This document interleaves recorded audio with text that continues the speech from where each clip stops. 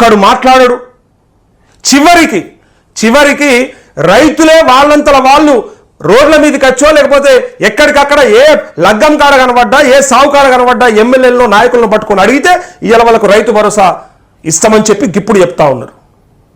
మీరు స్థానిక సంస్థల ఎన్నికలు ఉన్నాయి కాబట్టి ఈ దొంగ నాటకాలని వాళ్ళందరికీ అర్థమవుతా ఉంది. ఒక్కసారి ఇది దాటినాక ఎన్నికలు అయిపోయాక మిగిలిన 3.5 ఏళ్ళల్లో రైతు భరోసా మీరు వేస్తారంటే ఒక్కనికన్నా నమ్మకం ఉన్నదా? ఈ రాష్ట్రంలో వ్యవసాయ శాఖ అధికారులకు ఇన్ఫర్మేషన్ ఉండదు, ప్రజాప్రతినిధులకు ఆయన తరకలేదు, మీడియాకి ముచ్చట చెప్పరు, మంత్రి తుమ్మ ముద్దు లెక్క తుమ్మల నాగేశ్వరరావు సపడే కూర్చుంటాడు.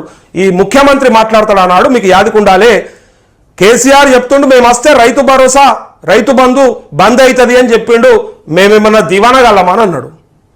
ఇవాళ దివానాగాళ్ళు ఎవడు తేలిపోలేదా?